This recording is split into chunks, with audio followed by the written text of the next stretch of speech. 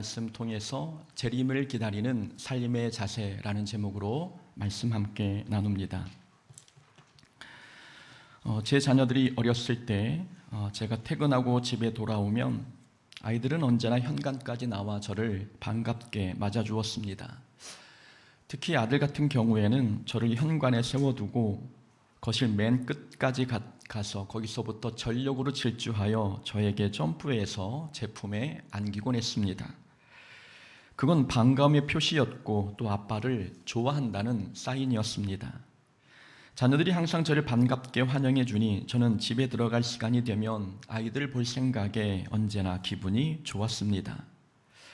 아이들이 아빠를 반기는 데에는 여러 이유가 있습니다. 아빠가 맛있는 간식을 사오거나 또 퇴근 후에 항상 재밌게 놀아주기 때문에 그런 이유로 아이들은 아빠의 귀가를 손꼽아 기다립니다.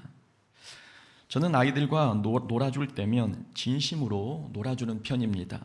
야구, 복싱, 칼싸움, 인형놀이, 숨바꼭질 등 집에 안과 밖에서 할 수 있는 모든 놀이는 거의 다 해본 것 같습니다.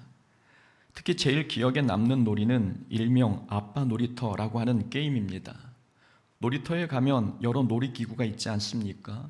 제 몸이 그런 놀이기구가 되어 아이들과 몸으로 놀아주는 게임입니다. 우리끼리는 그 놀이를 아빠 놀이터라고 부르지요.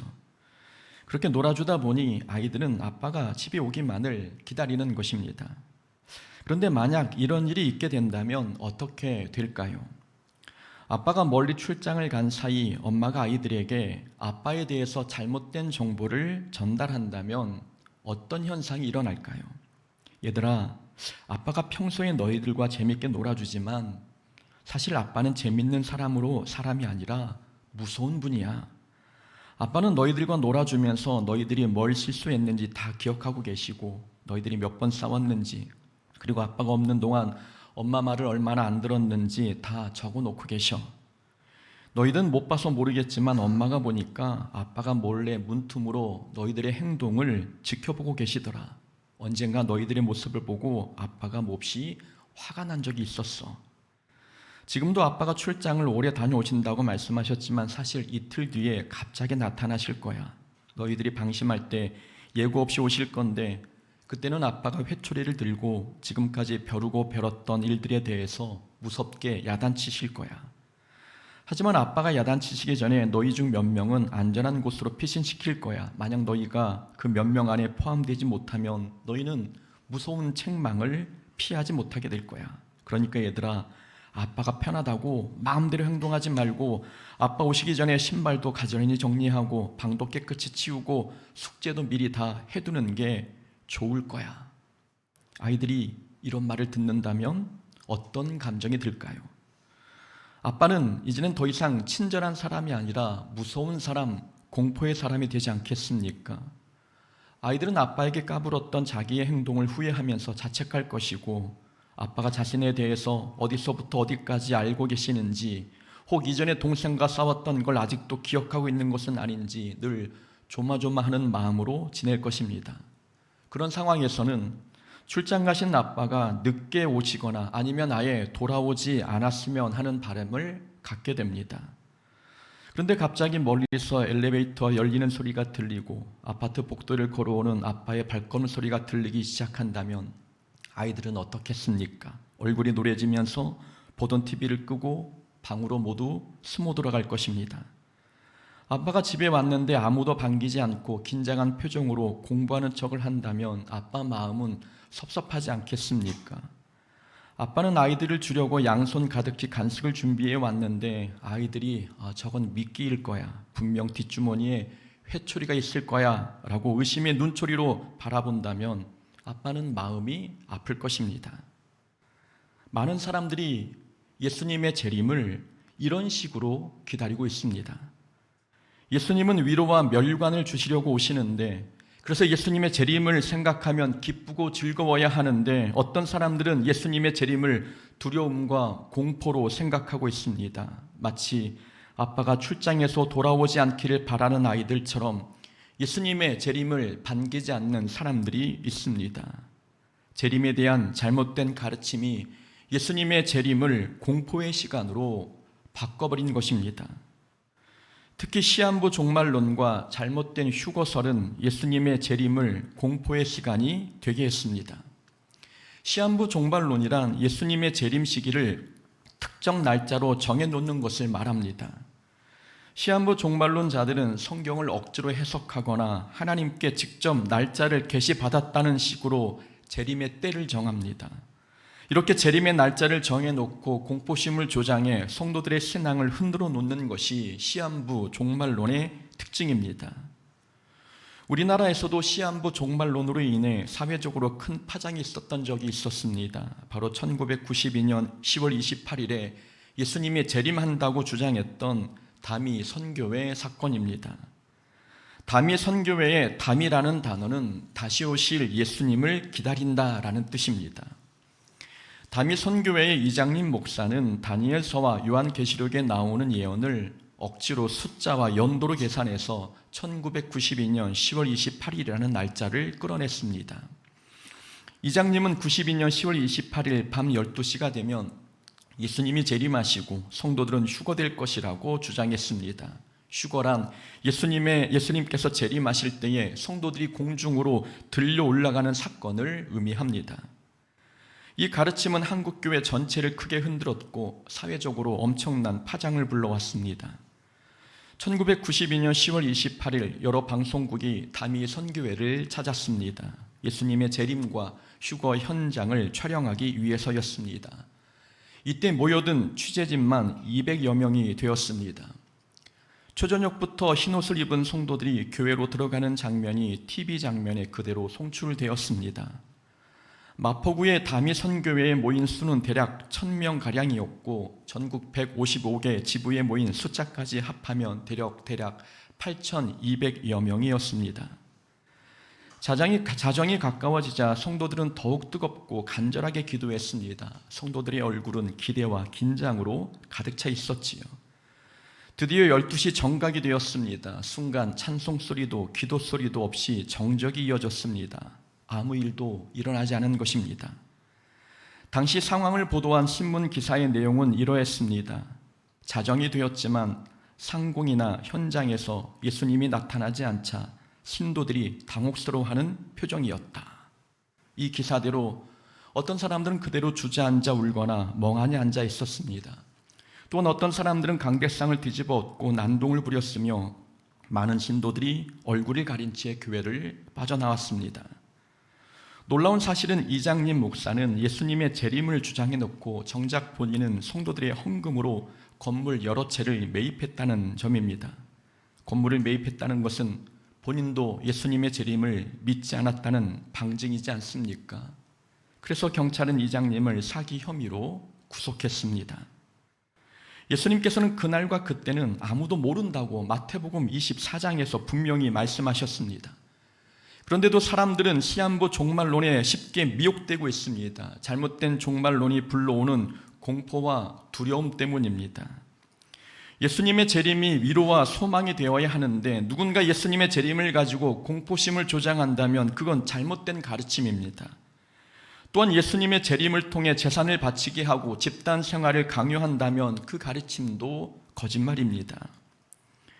휴거 문제도 마찬가지입니다. 80년대 한국교회에 휴거 이슈가 등장하면서 많은 성도들이 불안과 두려움에 휩싸였습니다. 저도 어릴 때 휴거라는 제목의 책을 보았는데 겉표지에는 성도들이 하늘로 들려 올라가는 모습이 그려져 있었고 큼지막하게 휴거라는 글자가 적혀 있었습니다. 그 표지만 봐도 무서웠던 기억이 납니다. 휴거라는 말을 들으면 대부분의 사람들은 나는 과연 휴거될 수 있을까? 만약 휴거되지 못하면 어떻게 하지? 라는 불안에 사로잡힙니다. 그 결과 신앙생활의 기쁨과 자유는 사라져버리고 공포와 두려움만 남게 됩니다. 휴거는 잘못된 종말론자들이 주장하는 내용입니다. 휴거를 주장하는 사람들의 내용을 보면 예수님의 재림이 2번에 걸쳐 이루어진다고 말합니다. 한 번은 공중재림이고 또 한 번은 지상재림이라고 말하지요.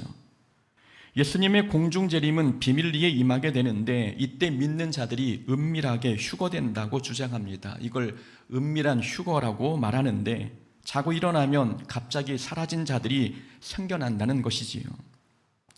휴거되지 않은 사람들은 이 땅에서 7년 동안 환난을 겪게 되고 그 환난을 겪고 나면 그때 예수님이 지상에 재림하신다는 것이 그들의 주장입니다. 이때 지상 재림은 모든 사람들이 볼 수 있도록 공개적으로 이루어진다고 말합니다. 공중 재림은 은밀하게 이루어지고 지상 재림은 공개적으로 이루어진다는 주장, 이런 주장은 대개 세대주의 종말론자들이 주장하는 내용입니다. 하지만 성경은 예수님의 재림이 두 번에 걸쳐 이루어진다고 말하지 않습니다. 예수님의 재림은 단 한 번만 있습니다. 공중에서 한 번, 지상에서 또 한 번, 재림이 총 두 번 일어나는 일이 아니라 예수님의 재림은 단 한 번만 존재합니다. 그래서 비밀리에 휴거되는 은밀한 휴거란 존재하지 않습니다. 은밀한 휴거가 없다고 해서 휴거 자체가 없다는 말은 아닙니다. 성경은 성도의 휴거를 언급하고 있긴 합니다. 그러나 성경에서 말하는 휴거는 80년대, 90년대 때 유행하던 그런 공포스러운 휴거와는 다릅니다. 성경이 말하는 휴거는 예수님께서 재림하실 때 성도들이 예수님을 맞이하는 사건입니다. 예수님께서 재림하시면 죽은 성도는 부활하고 살아있는 성도는 영광스러운 모습으로 변화되어 함께 승천하게 됩니다. 이것이 성경이 말하는 재림 때 일어나는 일입니다. 예수님께서 오실 때 성도가 부활 승천하는 것, 이것이 성경에서 말하는 휴거입니다. 그래서 우리 정통 기독교에서는 휴거라는 말 대신에 부활 승천이라는 말을 많이 사용합니다. 예수님의 재림 그리고 성도의 부활과 변화와 승천, 이 사건은 동시에 단번에 일어나는 사건입니다. 비밀리에 일어나는 사건이 아니라 모든 사람들이 알도록 공개적으로 일어나는 사건이지요. 예수님이 재림하셨는데 그 사실을 다른 사람은 아는데 나는 모른다? 그건 있을 수 없는 일입니다. 예수님의 재림은 누가 가르쳐주지 않아도 모두가 다 알 수밖에 없는 방식으로 일어납니다. 번개가 동쪽에서 서편까지 번쩍임 같이 인자의 임함도 그러하리라. 마태복음 말씀입니다. 번개와 천둥이 치면 모두가 다 알지 않습니까? 예수님은 모든 피조물이 알만한 방식으로 재림하신다는 말씀입니다. 그래서 만약 자다가 깼는데 옆에서 자던 배우자가 보이지 않는다면 그건 휴거된 게 아니라 아마 화장실 간 것일 것입니다. 놀라지 않아도 된다는 말씀이지요. 내가 모르는 사이에 누군가 휴거되는 일은 생기지 않습니다. 우리는 예수님을 믿고 있습니다. 예수님을 믿으면 누구나 구원을 받는다는 것이 우리가 구원론에서 배운 내용입니다. 우리가 지금 예수님을 믿고 있다면 예수님의 재림은 우리에게 무서운 사건이 아닙니다. 예수님께서 재림하실 때에 예수 믿는 우리는 절대로 버려지지 않습니다. 한번 생각해 보십시오. 예수님은 지금도 우리를 사랑하셔서 기쁨과 행복을 주고 계십니다. 우리가 기도하면 응답해 주시고 문제도 해결해 주시며 질병도 고쳐 주십니다. 이렇게 우리를 사랑해 주신 예수님이 재림하실 때가 되면 갑자기 회초리를 든 무서운 분으로 변하시겠습니까? 결코 그렇지 않습니다.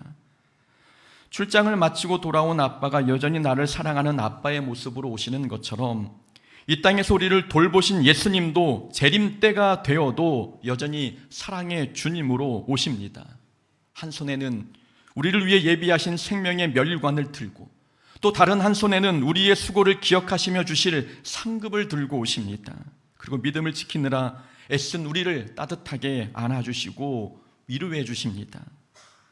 비록 우리가 완벽하게 살지 않았어도, 비록 우리가 해야 할 숙제를 다 끝내지 못했어도 우리 예수님은 우리를 위로하시고 사랑하시기 위해 재림하십니다. 그러니 예수님의 재림을 두려움 속에 기다리지 말고 기쁨과 즐거움으로 기다려야 합니다. 성경적 재림 신앙은 사랑의 아버지를 기쁘게 맞이하는 시간이지 야단 맞기 위해 공포에 떨며 기다리는 시간이 아닙니다. 그렇다면 우리는 예수님의 재림을 어떤 모습으로 기다려야 할까요? 재림을 기다리는 삶의 자세는 어떠해야 할까요? 첫 번째로 예수님의 재림을 기다리는 올바른 모습은 하늘만 쳐다보며 기다리는 게 아니라 주어진 일상에 충실하면서 기다리는 것입니다. 재림신앙이란 하늘만 쳐다보며 사는 게 아니라 자기 삶에 충실하게 사는 것입니다. 사도행전 1장에 보면 예수님께서 승천하실 때 제자들은 하늘만 뚫어지게 바라보고 있었습니다. 그때 천사가 말하기를 갈릴리 사람들아 어찌하여 서서 하늘을 쳐다보느냐. 하늘로 올려지신 이 예수는 하늘로 가심을 본 그대로 오시리라 라고 이야기합니다. 하늘만 쳐다보지 말고 주어진 삶에 충실하라는 말씀입니다. 잘못된 재림신앙을 가진 사람들은 자기 삶에 충실하지 않고 하늘만 쳐다보며 삽니다. 데살로니가 교인들이 그러했습니다. 데살로니가 교인들은 예수님의 재림이 얼마 남지 않았다고 하는 왜곡된 재림신앙을 가지고 있었습니다. 예수님의 재림날이 가까워졌으니 일할 필요가 없다고 생각했고 그래서 생업을 포기하는 사람들이 많았습니다. 어차피 세상이 곧 끝날 텐데 일은 해서 뭐 하겠는가라는 생각을 가졌던 것입니다. 일하지 않으니 시간은 남아돌고 남는 시간을 신앙적으로 활용하면 좋은데 데살로니가 교인들은 남는 시간을 게으름과 잡담 그리고 다른 사람 일에 간섭하는 방식으로 활용했습니다. 또한 자기는 일하지 않으면서 일하는 성도들의 도움을 받으며 하루하루를 먹고 살아갔습니다. 그래서 바울은 누구든지 일하기 싫거든 먹지도 말게 하라 라고 책망한 겁니다. 일하기 싫거든 먹지도 말라. 그런데 예수님의 재림을 기다린다는 명분으로 일은 하지 않고 하늘만 쳐다보며 사는 그런 삶을 멈추라는 말씀입니다. 현실을 외면하지 말고 일상 속에서 자기 책임을 다하라는 가르침이지요. 재림신앙의 특징은 현실 도피가 아니라 일상의 충실이기 때문입니다. 우리가 기억해야 할 것은 좋은 신앙은 언제나 일상과 연결되어 있다는 사실입니다.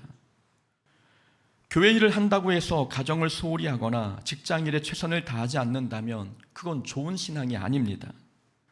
분명 가정과 일터에서 자기가 해야 할 의무와 책임이 있는데 아무것도 하지 않고 기도만 하고 성경만 읽는다면 그건 신앙이 아닙니다.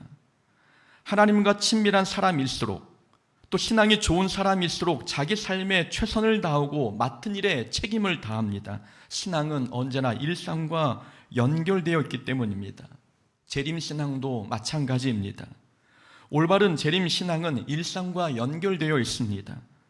예수님의 재림을 기다린다고 해서 아무것도 하지 않고 있다면 그건 잘못된 재림신앙인 것입니다. 예수님께서 언제 오실지 모르니 주어진 자기 삶에 최선을 다하며 예수님을 기다리는 것, 이것이 올바른 재림신앙입니다. 마태복음 25장에 보면 10명의 처녀 비유가 나옵니다. 슬기로운 5 처녀는 등과 기름을 준비했고 미련한 5 처녀는 등은 준비했지만 기름을 준비하지 못했습니다. 신랑이 더디오자 10명의 처녀가 모두 졸며 잤습니다. 그러다가 신랑이 오는 소리가 들리자 잠에서 깨어났고 기름이 부족한 5 처녀들은 기름을 사러 나가는 바람에 신랑을 맞이하지 못했습니다. 이 비유의 결론에서 이렇게 말씀하고 있습니다. 그런즉 깨어 있으라. 너희는 그 날과 그 때를 알지 못하느니라. 깨어 있으라는 말은 잠을 자지 말고 기다리라는 뜻이 아닙니다. 본문에 보면 슬기로운 처녀들도 다른 처녀들과 마찬가지로 모두 졸며 잤습니다. 하지만 슬기로운 처녀가 달랐던 점은 기름을 평소에 준비했다는 점입니다. 평소에 기름을 준비했다는 것, 이건 일상을 성실하게 살았다는 뜻입니다. 곧 깨어 있으라는 말은 일상을 성실하게 사는 것입니다. 주님이 갑작스럽게 임하시면 그때는 이미 늦은 것이니 일상 속에서 예수님을 기다리면서 자기의 삶에 충실하고 주어진 사명을 성실하게 감당하는 것, 이것이 깨어있는 모습입니다. 예레미야 29장에서 하나님께서 이스라엘 백성에게 말씀하셨습니다. 집을 짓고 거주하며 밭에 채소를 심고 열매를 먹으며 그 성읍에 평안을 구하라. 바벨론의 포로로 끌려간 이스라엘 백성들에게 하나님께서 하신 말씀입니다. 바벨론의 포로로 끌려갔는데 그 백성들에게 바벨론 땅에서도 집을 짓고 밭에 채소를 심으며 살아가라고 말씀하신 것입니다. 집을 짓고 밭에 채소를 심으라는 것은 일상을 살아가라는 말씀입니다. 구원해 주실 날만 기다리며 아무것도 하지 않고 손 놓지 말고 포로지임에도 불구하고 그 자리에서 자기에게 주어진 일상에 충실하라는 말씀입니다. 이 내용은 재림신앙에도 그대로 적용되는 말씀입니다. 재림신앙은 예수님께서 오시는 저 시간 끝에 시간을 두는 게 아니라 일상에 시선을 두는 것입니다. 예수님께서 언제 오실지 모르지만 오실 예수님을 기다리면서 자기 삶을 충실하게 사는 것, 이것이 하나님께서 가르쳐 주신 올바른 재림신앙입니다. 그래서 우리는 신앙생활도 열심히 해야 하지만 가정에서, 일터에서도 자기 일을 열심히 해야 합니다. 아기가 울던 말던 나는 하나님의 일을 해야겠다고 가정 일을 뒷전으로 미뤄서는 안 됩니다. 신앙은 일상과 연결되어 있기 때문입니다. 일상에서 하나님께서 주신 뜻을 이루어가며 성실하게 살아가는 것이 예수님의 재림을 기다리는 올바른 모습입니다. 또한 예수님의 재림을 기다리는 올바른 모습은 거룩한 행실과 경건한 마음으로 기다리는 것입니다. 올바른 재림 신앙은 거룩함을 준비하는 신앙입니다. 베드로 후서는 당시 잘못된 재림 신앙을 가지고 있는 성도들에게 보낸 편지입니다. 교회들이 로마 정부의 박해로 위기에 빠지자 교회 안에 거짓 교사들이 침투해 들어와 예수님의 재림은 없다고 가르쳤습니다. 거짓 교사들이 예수님의 재림을 부정하니 어떤 문제가 발생했겠습니까? 성도들은 도덕적으로 해이해졌고 거룩보다 쾌락을 추구하며 살게 되었습니다. 베드로는 베드로 전서에서 성도들에게 교훈하기를 핍박과 환난 속에서도 거룩한 삶을 살 것을 당부했습니다. 핍박 속에서 거룩하게 살아야 예수님께서 재림하실 때에 칭찬과 상급을 받을 수 있었기 때문입니다. 그런데 거짓 교사들이 예수님의 재림은 없다고 가르치니 성도들은 핍박 속에서 더 이상 거룩하게 살 필요가 없다고 생각했습니다. 지금까지 어려운 가운데서도 참고 인내하며 거룩해지려고 애썼던 이유는 예수님께서 다시 오실 것을 믿었기 때문이었습니다. 그런데 예수님의 재림이 없다고 하니 이제 그런 손해와 피해를 당하면서까지 거룩함을 유지할 필요가 없다고 생각한 겁니다. 그러니 마음 가는 대로, 감정대로, 본능대로 살기로 했던 것입니다. 그래서 베드로가 말하기를 너희가 어떠한 사람이 되어야 마땅하냐? 거룩한 행실과 경건함으로 하나님의 날이 임하기를 바라보고 간절히 사모하라 라고 가르쳤습니다. 거룩한 행실과 경건함으로 예수님의 재림을 사모하라는 말씀입니다. 재림신앙은 삶의 거룩함과 직결됩니다. 재림을 부정하게 되면 삶은 타락하게 되어 있고, 올바른 재림신앙을 갖게 되면 삶은 더욱 거룩해지게 되어 있습니다. 삶의 거룩함과 타락은 재림신앙 여부에 달려있다 해도 과언이 아니기 때문입니다. 예수님은 반드시 다시 오십니다. 거짓 영이 아무리 재림이 없다고 속삭이며 우리를 미혹한다 해도 우리는 속지 말아야 합니다. 그러나 주의 날이 도둑같이 오리니 그 날에는 하늘이 큰 소리로 떠나가고 물질이 뜨거운 불에 풀어지고 땅과 그 중에 있는 모든 일이 드러나리로다. 베드로 후서의 말씀입니다. 베드로는 예수님의 재림이 반드시 도둑같이 불시에 임할 것이라고 가르쳤습니다. 우리 생각에 예수님의 재림이 지연되는 것처럼 보일 수 있지만 그렇다고 재림이 없는 것은 아닙니다. 예수님의 재림이 지연되는 이유는 하나님의 사랑 덕분입니다. 모든 사람이 예수 믿고 구원받을 수 있도록 하나님께서 시간을 주시는 것입니다. 그러나 예수님은 반드시 다시 오십니다. 그러니 우리는 세상 풍조에 이끌려 감정대로 본능대로 살려고 할 게 아니라 말씀대로 살아야 합니다. 재림을 기다리는 이 시간은 방종의 시간이 아니라 거룩을 준비하는 시간인 것입니다. 신랑을 맞이하는 신부가 자신을 단장하듯 예수님의 재림을 기다리는 성도는 주님 앞에 부끄러움을 당하지 않기 위해 거룩함으로 단장해야 합니다. 올바른 재림신앙은 거룩한 행실과 경건한 마음으로 재림을 기다리는 것입니다. 세 번째로 예수님의 재림을 기다리는 사람은 환난 속에서도 소망을 잃지 않습니다. 재림신앙은 일상에 충실하거나 거룩을 유지하는 데서만 끝나지 않습니다. 재림신앙은 환난 속에서 소망을 잃지 않게 해줍니다. 데살로니가 교회는 로마의 핍박과 유대인들의 박해 속에서 신앙을 지키는 것이 쉽지 않았습니다. 그래서 어떤 성도들은 절망했고 이미 핍박을 받아 죽은 성도들은 혹시 재림에 참여하지 못하는 것은 아닐까 생각하며 슬퍼했습니다. 그때 바울은 이렇게 성도들에게 가르쳤습니다. 주께서 호령과 천사장의 소리와 하나님의 나팔 소리로 친히 하늘로부터 강림하시리니 그리스도 안에서 죽은 자들이 먼저 일어나고 그 후에 우리 살아남은 자들도 그들과 함께 구름 속으로 끌려올려 공중에서 주를 영접하게 하리니 그리하여 우리가 항상 주와 함께 있으리라. 그러므로 이러한 말로 서로 위로하라 라고 말씀하고 있습니다. 예수님께서 하늘로부터 강림하실 때가 되면 이미 죽은 자들이 부활하고 살아있는 자들도 공중에 들려 올라가 예수님을 영접하게 될 것이라는 말씀입니다. 이 말씀은 당시 핍박받던 성도들에게 큰 위로가 되는 말씀이었습니다. 설령 핍박으로 죽임을 당한다 해도 예수님의 재림 때 다시 살아날 것을 약속하고 있는 말씀이었기 때문입니다. 그래서 예수님의 재림 소식은 고난받는 성도에게는 큰 소망이자 기쁨이었습니다. 그래서 바울은 말하기를 그러므로 이러한 말로 서로 위로하라 라고 권면한 것입니다. 예수님의 재림이 있고 성도의 부활이 있으니 이런 사실로 인해 위로받으라 라고 우리에게 말씀하고 있는 것입니다. 죽음도 환난도 재림신앙을 가진 성도의 소망을 꺾을 수 없다는 말씀입니다. 예수님께서 재림하실 때 모든 고난은 끝나고 우리는 영광 중에 부활할 것이기 때문에 그래서 재림을 기다리는 성도들은 핍박 속에서도 소망을 잃지 않습니다. 도미티안 황제는 로마의 네로의 버금가는 막강한 권력을 가진 사람이었습니다. 도미티안 황제는 나를 주인 곧 신으로 모셔라 라고 공포하며 스스로 숭배의 대상이 되고자 했습니다. 그러나 예수님을 주인으로 모신 그리스도인들은 이 도미티안의 명령을 거부했습니다.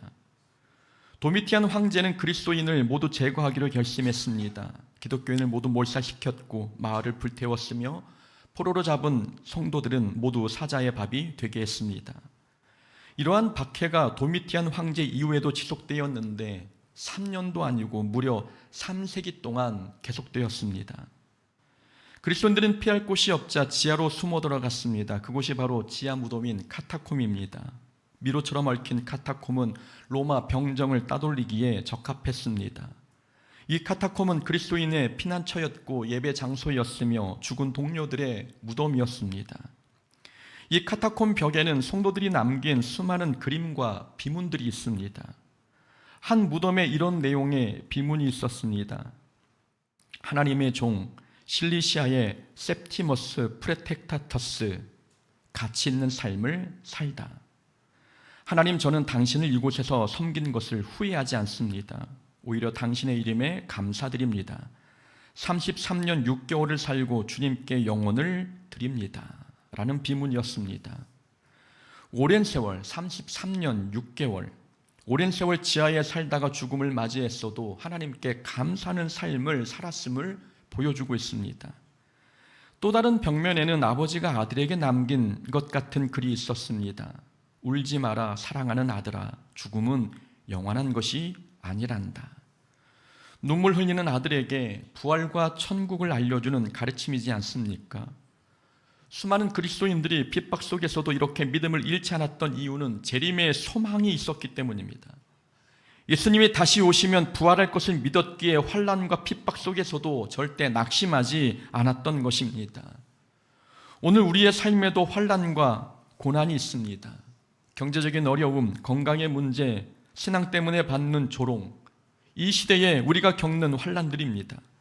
이런 환난이 닥쳐도 우리는 낙심하지 않습니다. 주님께서 다시 오시는 날 모든 눈물을 닦아주시고 영광 중에 우리를 부활시켜 주실 것을 믿기 때문입니다.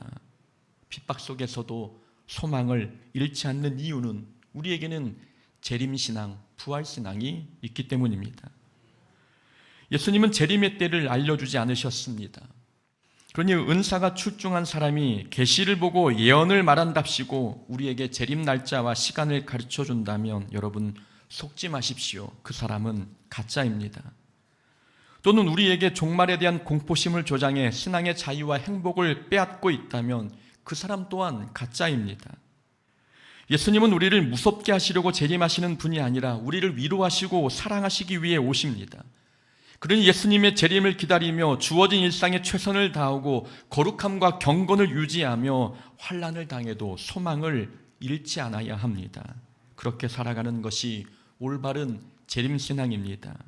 현재의 삶에 충실하며 주님의 재림을 소망하는 우리 모두가 될 수 있기를 주의 이름으로 축원합니다. 아멘.